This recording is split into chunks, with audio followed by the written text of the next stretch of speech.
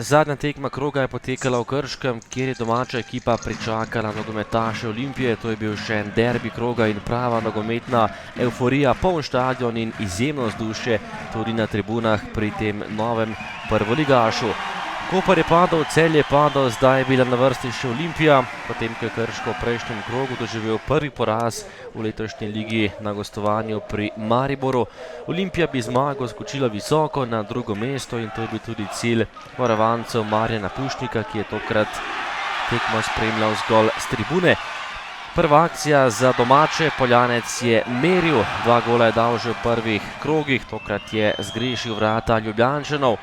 Odbita žoga in strel Volariča, priložnost domačih na pravem mestu Šeliga. Domači so štartali v tekmo pogumno, tole je bila nova akcija za Krško. Podal je Rujovič, na koncu pa je streljal Jurečič nekoliko previsoko. Kot za Ljubljančane in nekoliko nespretno je izbil Zalokar, priložnost za Ljubljančane, žoga pa je na koncu končala zgolj visoko prek vrat. Zajc je bil pred golom in to je bila izjemno lepa priložnost za Miho Zajca, ki je predolgo čakal in pravočasno je vrata zapustil Zalokar, potem pa gol za 0:1, žogo si je priboril Darjan Matić in na koncu je tudi prišel do strela, odbito žogo pa je v mrežo pospravil Da Silva Alves in poskrbel za prednost Ljubljančanov 0:1.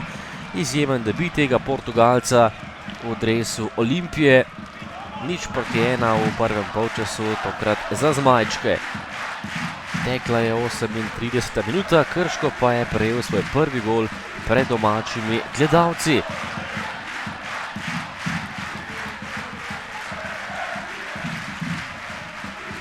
Ob koncu prvega polčasa pa še nevarnost za vrata Olimpije, to je bila izjemna priložnost Čeha, ki je prišel pred vrata Šelige, ki je žogo uspel izbiti v kot.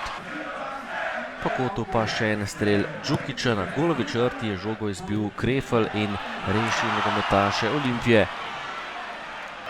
Olimpija pa je bila v tem drugem polčasu nevarna po protinapadih, tole je že lepa kombinacija Ljubljančanov, Šporar je prejel žogo in po samostojni akciji pregraval, streljal močno pod vratarjem Zalokarjem, ki je storil napako in prejel še drugi gol v svojo mrežo. Šporar pa je po lepi samostojni akciji povišal prednost Olimpije.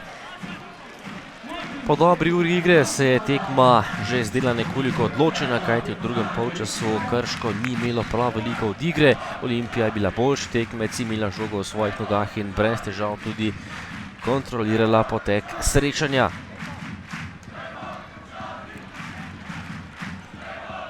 Razpoložen je bil Šporar, nova kombinacija Ljubljančanov, tokrat sta bila nevarna Henti in Mimun, ki sta lepo prišla pred vrata, slednji je streljal, ampak obramba Krčanov je bila tokrat na pravem mestu.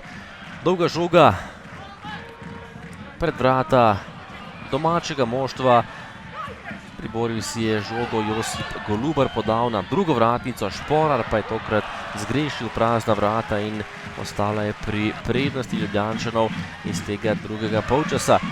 V samem finišu še odaleč Slivšek, premalo za Šeligo, tekma se je končala, Krško tokrat neuspešen, pred domačimi navijači bilo je 0:2.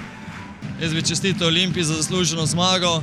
Sem pa ponosen na svojo ekipo, mislim, da smo odigrali fantastičen prvi polčas. Drugi polčas se bo vsem se pokazala malo utrujnost, pa tudi razlika v kvaliteti, tako da na koncu imam kaj svojim fantom za mir, dobra tekma, Olimpija bila pa boljša.